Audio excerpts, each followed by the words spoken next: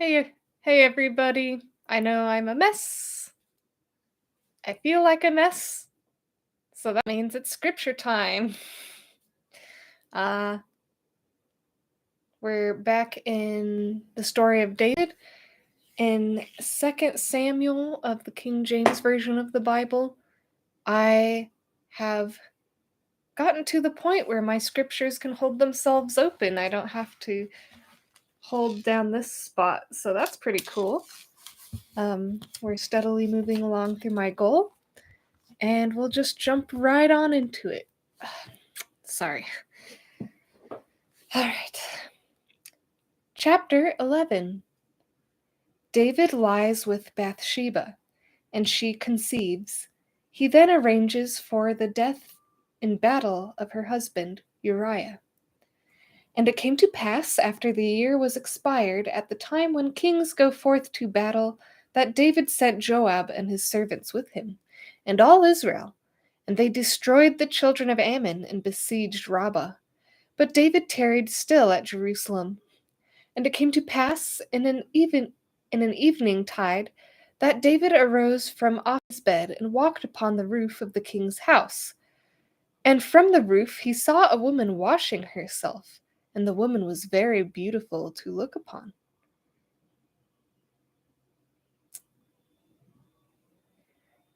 And David sent and inquired after the woman, and one said, Sorry, I'm in a weird mood. And one said, Is not this Bathsheba the daughter of Eliam, the wife of Uriah the Hittite?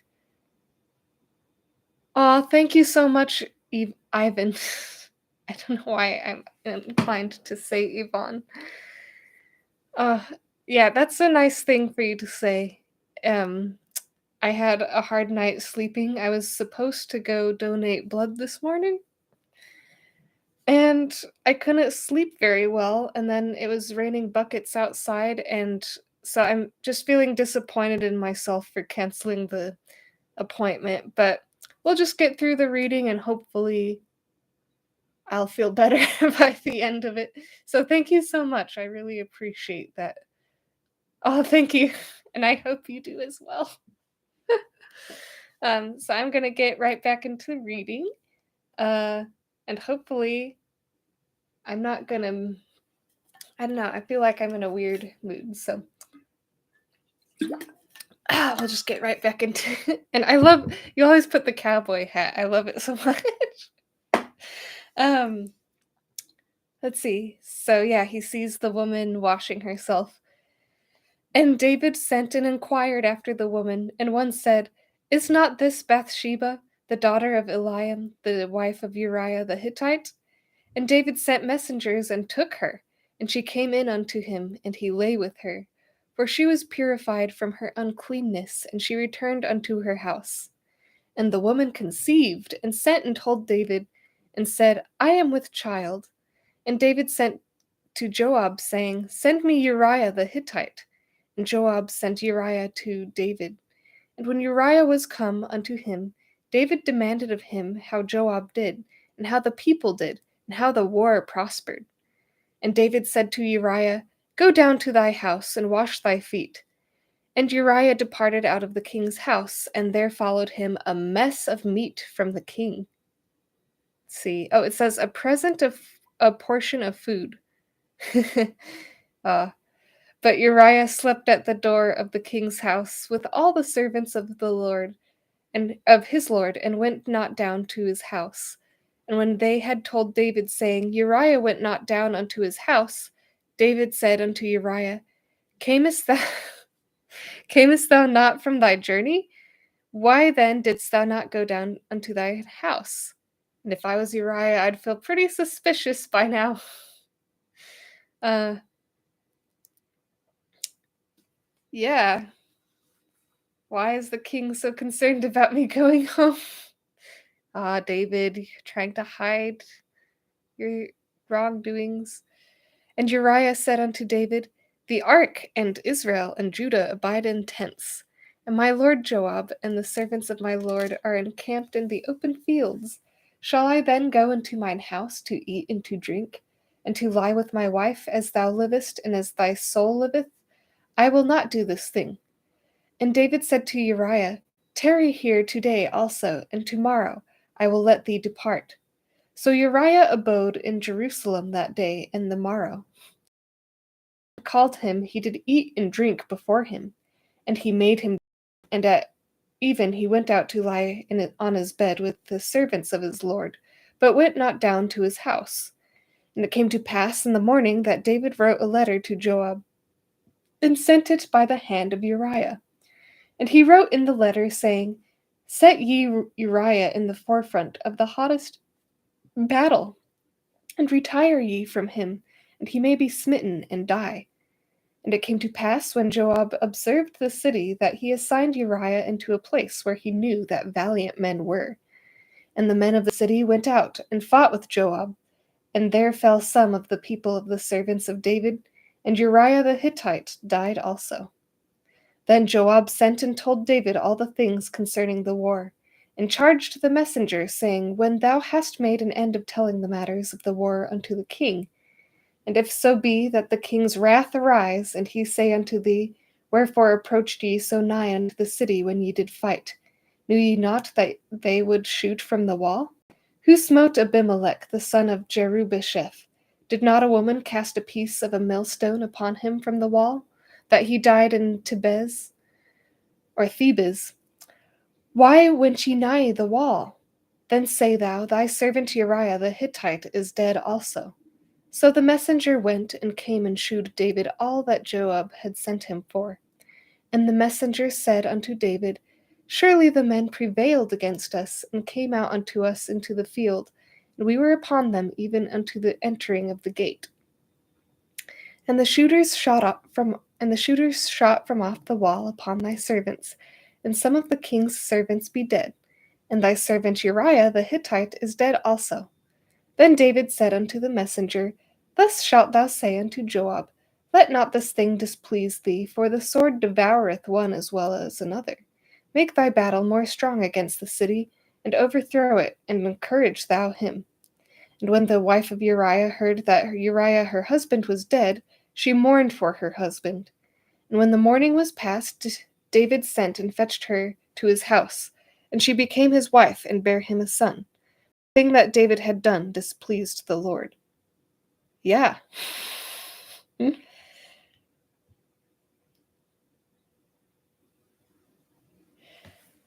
I feel like I've heard this story a lot, but I haven't heard the detail about all these things that David was trying to get Uriah to do before.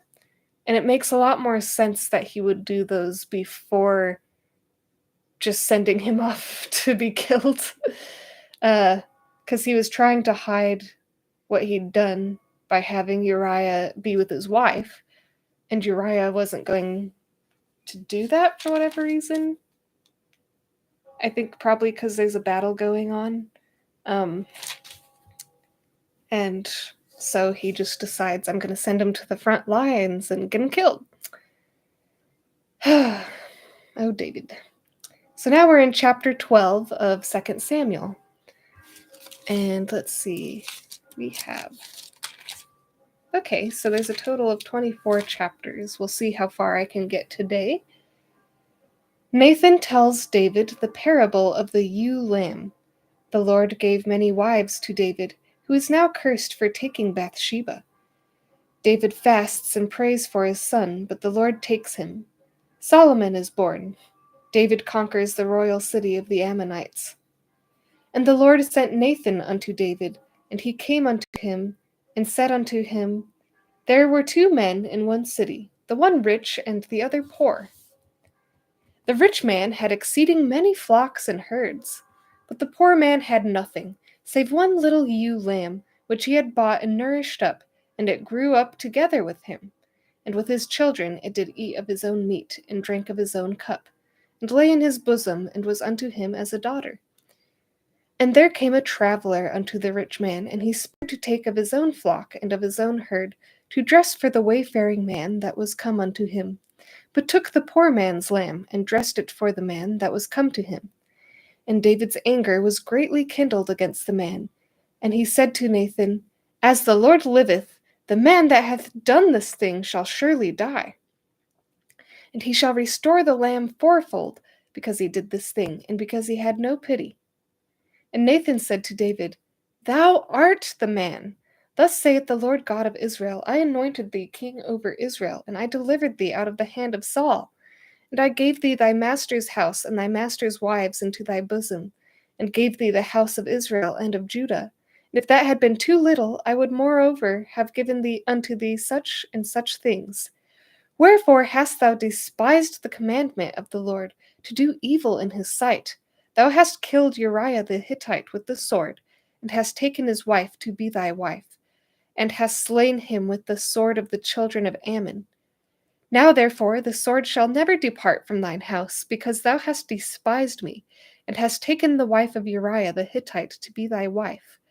Thus saith the Lord, Behold, I will raise up evil against thee out of thine own house, and I will take thy wives before thine eyes, and give them unto thy neighbor, and he shall lie with thy wives in the sight of this sun. For thou didst it secretly, but I will do this thing before all Israel, and before the sun. And David said unto Nathan, I have sinned against the Lord. And Nathan said unto David, The Lord also hath put away thy sin. Thou shalt not die. Howbeit, because by this deed thou hast given great occasion to the enemies of the Lord to blaspheme, the child that is born unto thee shall surely die. And Nathan departed unto his house.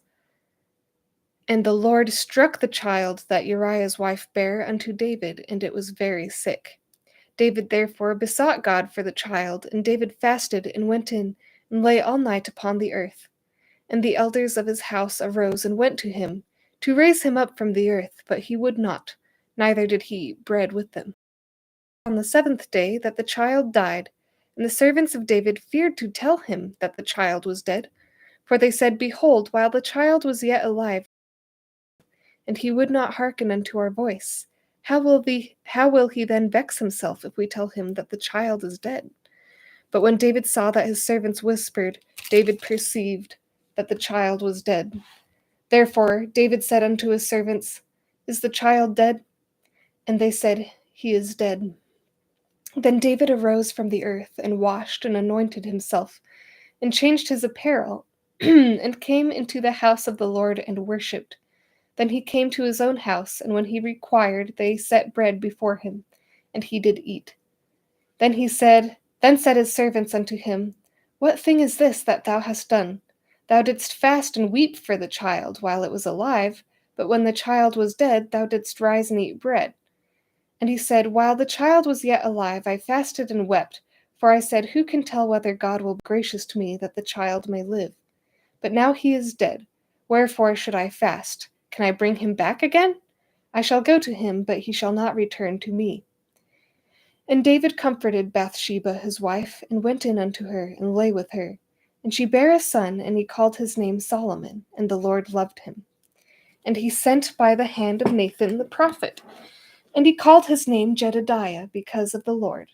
And Joab fought against Rabbah of the children of Ammon, and took the royal city. And Joab sent messengers to David, and said, I have fought against Rabbah, and have taken the city of waters.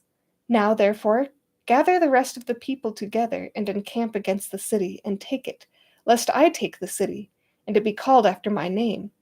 And David gathered all the people together, and went to Rabbah, and fought against it, and took it. And he took their king's crown from off his head, the weight whereof was a talent of gold with the precious stones, and it was set on David's head. And he brought forth the spoil of the city in great abundance. And he brought forth the people that were therein, and put them under saws and under harrows of iron, and under axes of iron, and made them pass through the brick kiln. And thus he did all unto the cities of the children of Ammon. So David and all the people returned unto Jerusalem.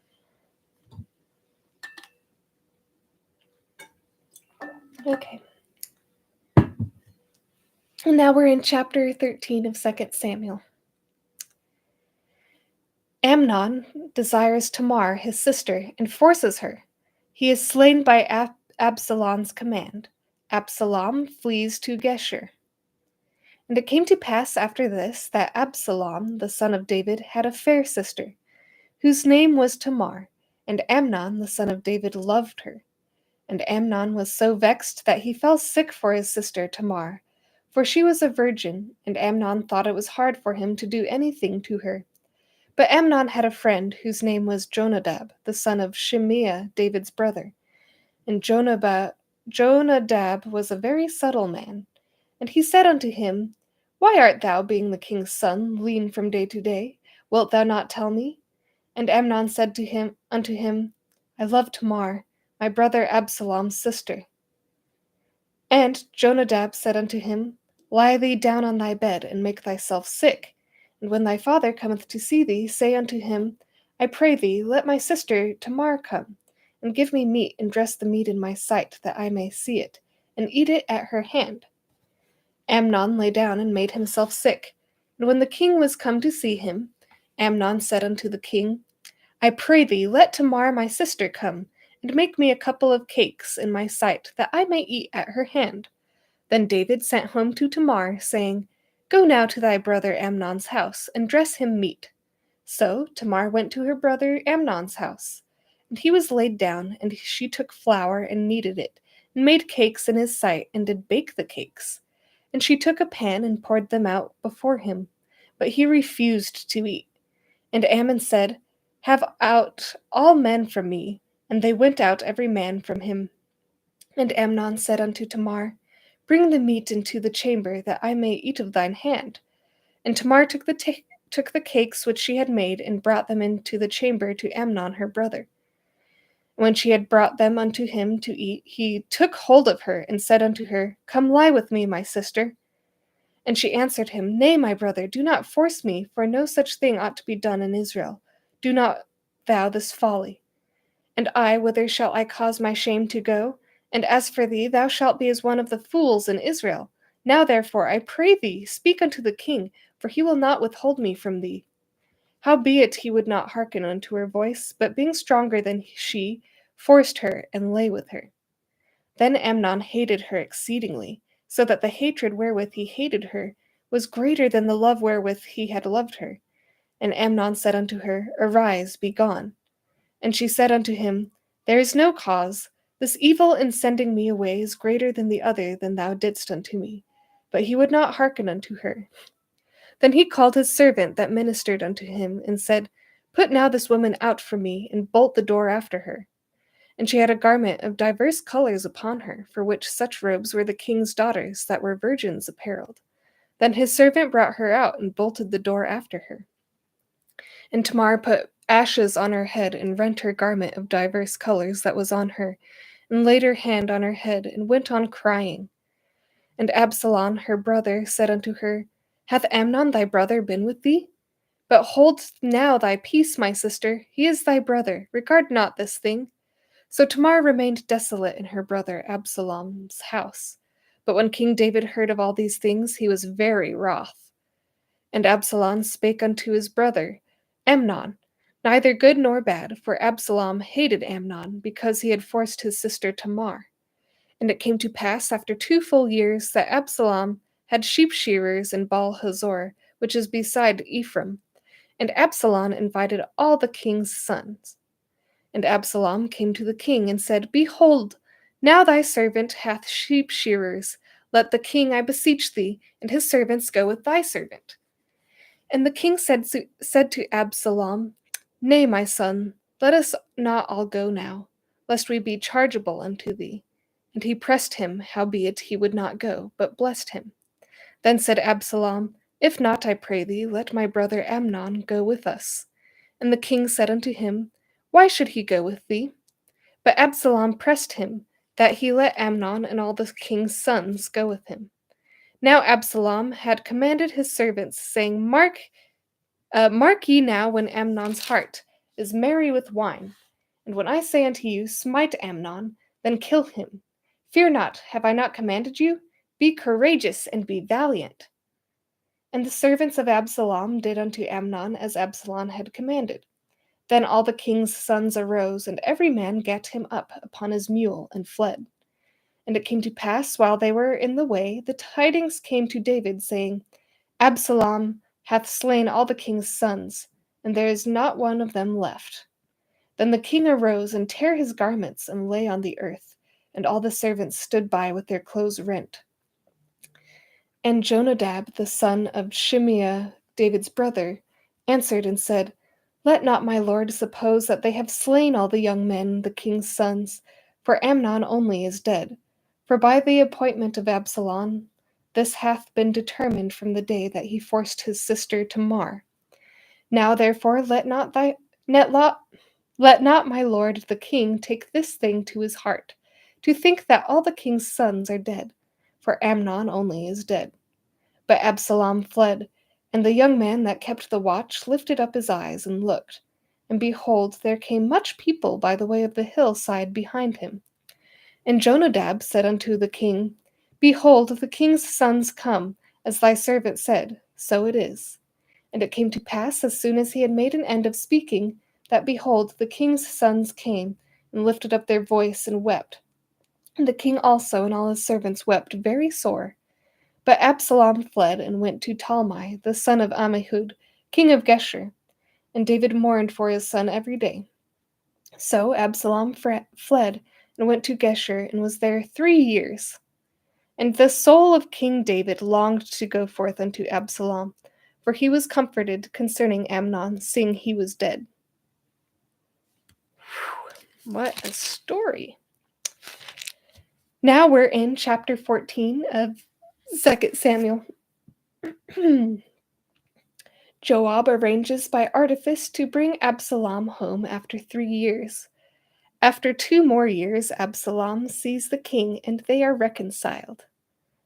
Now Joab, the king of Zeruiah, perceived that the king's heart was toward Absalom, and Joab sent to Tekoa, and fetched thence a wise woman, and said unto her, I pray thee, feign thyself to be a mourner, and put on now mourning apparel, and anoint not thyself with oil, but be as a woman that had a long time mourned for the dead, and come to the king, and speak on this manner unto him.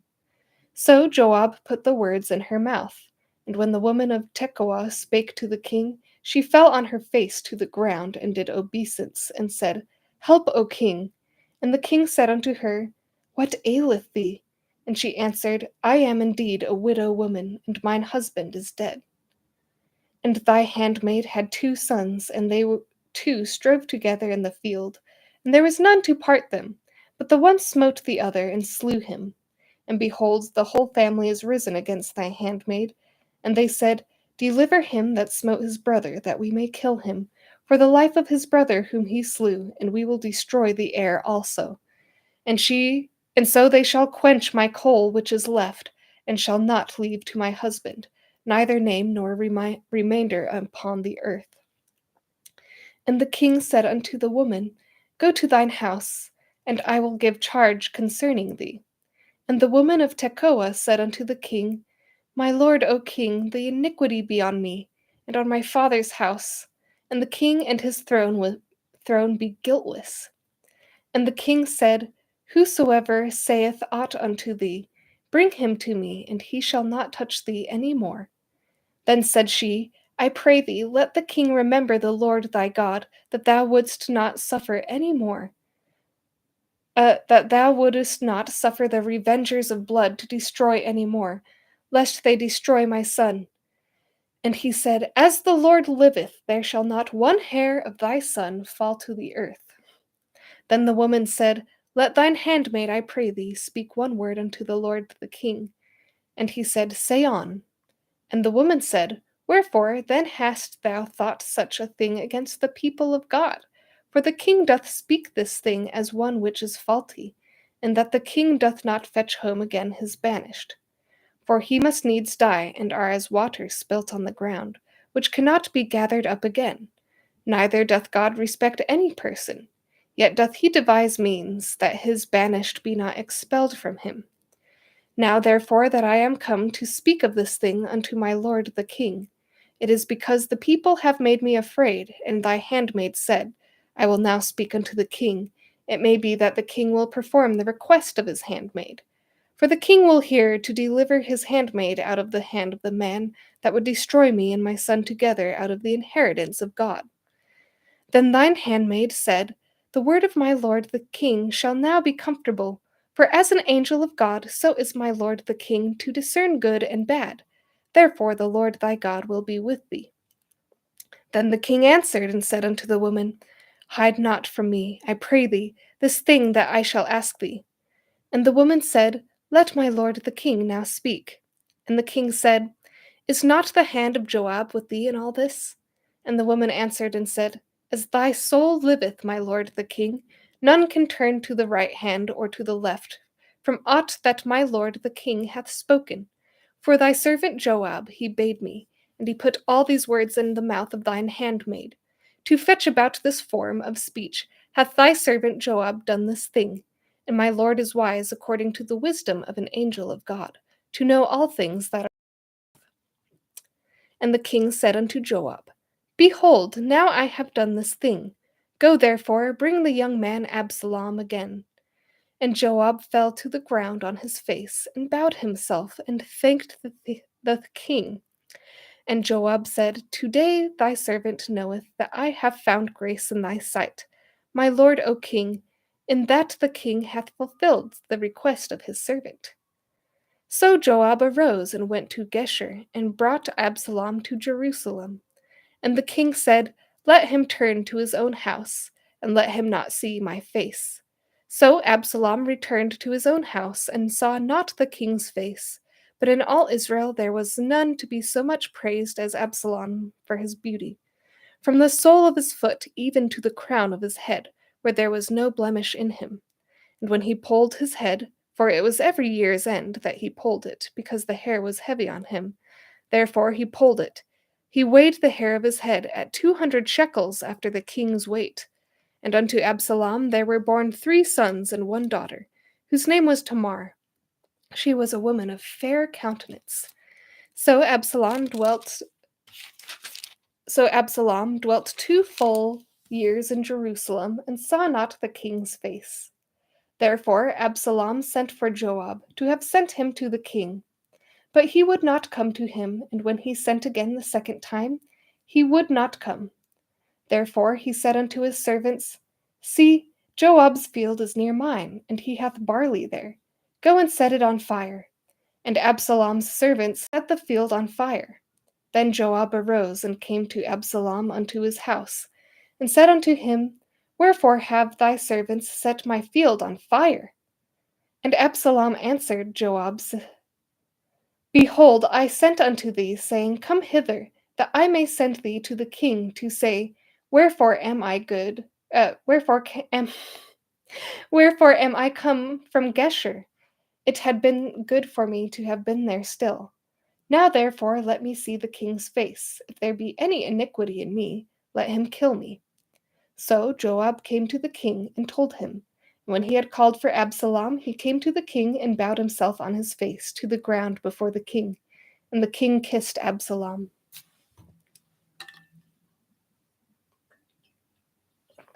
And I will be right back. There is something I've got to do really quick.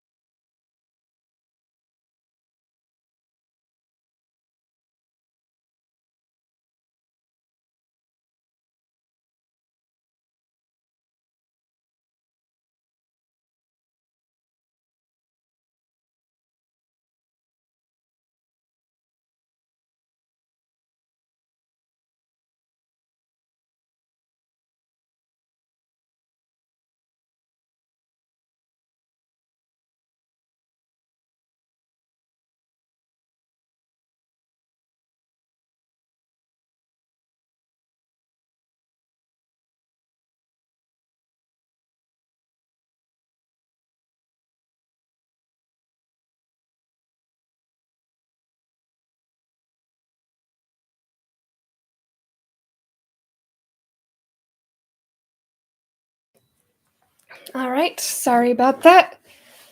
Now we're in chapter 15 of 2 Samuel. Absalom conspires against David and gains the support of the people. David flees and Absalom enters Jerusalem. And it came to pass after this that Absalom prepared him chariots and horses and 50 men to run before him. And Absalom rose up early and stood beside the way of the gate. And it was so that when any man that had a controversy came to the king for judgment, then Absalom called unto him, and said, Of what city art thou? And he said, Thy servant is of one of the tribes of Israel. And Absalom said unto him, See, thy matters are good and right, but there is no man deputed of the king to hear thee. Absalom said moreover, Oh, that I were made judge in the land, that every man which hath any suit or cause might come unto me, and I would do him justice. And it was so, that when any man came nigh to him to do him obeisance, he put forth his hand and took him and kissed him. And on this manner did Absalom to all Israel that came to the king for judgment. So Absalom stole the hearts of the men of Israel. And it came to pass under 40 years that Absalom said unto the king, I pray thee, let me go and pay my vow, which I have vowed unto the Lord in Hebron. For thy servant vowed a vow while I abode at Geshur in Syria, saying, If the Lord shall bring me again indeed to Jerusalem, then I will serve the Lord. And the king said unto him, Go in peace. So he arose and went to Hebron. But Absalom sent spies throughout all the tribes of Israel, saying, As soon as ye hear the sound of the trumpet, then ye shall say, Absalom reigneth in Hebron. And when Absalom sent 200 men out of Jerusalem, that were called, and they went in their simplicity, and they knew not anything. And Absalom sent for Ahithophel the Gilonite, David's counselor, from his city, even from Gilo, while he offered sacrifices. And the conspiracy was strong, for the people increased continually with Absalom. And there came a messenger to David, saying, The hearts of the men of Israel are after Absalom. And David said unto all his servants that were with him at Jerusalem, Arise, and let us flee, for we shall not else escape from Absalom. Make speed to depart, lest he overtake us suddenly, and bring evil upon us, and smite the city with the edge of the sword. And the king's servants said unto the king, Behold, thy servants are ready to do whatsoever my lord the king shall appoint. And the king went forth, and all his household after him. And the king left 10 women, which were concubines, to keep the house. And the king went forth, and all the people after him, and tarried in a place that was far off. And all his servants passed on beside him, and all the Cherethites, and all the Pelethites, and all the Gittites, 600 men which came after him from Gath, passed on before the king. Then said the king to Ittai the Gittite, Wherefore goest thou also with us? Return to thy place, and abide with the king, for thou art a stranger, and also an exile. Whereas thou camest but yesterday, should I this day make thee go up and down with us? Seeing I go whither I may, return thou, and take back thy brethren. Mercy and truth be with thee. And Ittai answered the king, and said, As the Lord liveth, and as my lord the king liveth, surely in what place my lord the king shall be, whether in death or life, even there also will thy servant be. And David said to Ittai, Go and pass over. And Ittai the Gittite passed over, and all his men, and all the little ones that were with him. And all the country wept with a loud voice, and all the people passed over. The king also himself passed over the brook Kidron, and all the people passed over toward the way of the wilderness. And lo, Zadok also and all the Levites were with him, bearing the ark of the covenant of God. They set down the ark of God. And Abiathar went up until all the people had done passing out of the city. And the king said unto Zadok, Carry back the ark of God into the city. If I shall find favor in the eyes of the Lord, he will bring me again and shew me both it and his habitation.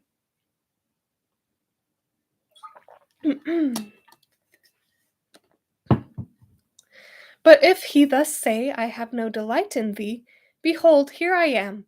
Let him do to me as seemeth good unto him. The king also said also unto Zadok the priest, Art not thou a seer? Return into the city in peace, and your 2 sons with you, Ahimaaz thy son, and Jonathan the son of Abiathar. See, I will tarry in the plain of the wilderness, until there come word from you to certify me. Zadok, therefore, and Abiathar carried the ark of God again to Jerusalem, and they tarried there.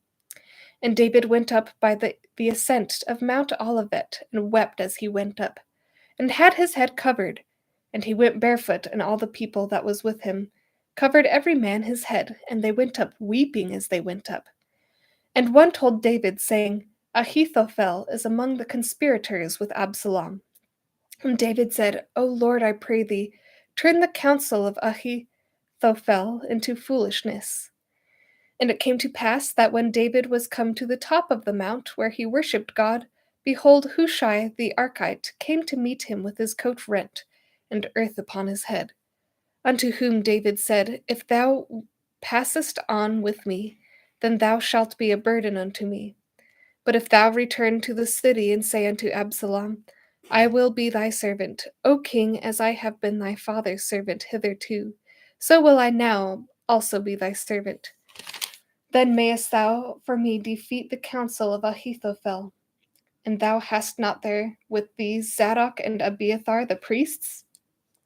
Therefore it shall be, what that what that what things soever thou shalt hear out of the king's house, thou shalt tell it to Zadok and Abiathar the priests.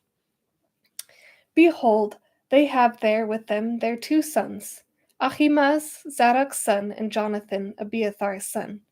And by them ye shall send unto me everything that ye can hear. So Hushai, David's friend, came unto the city, and Absalom came unto Jerusalem. And now we are in chapter 16.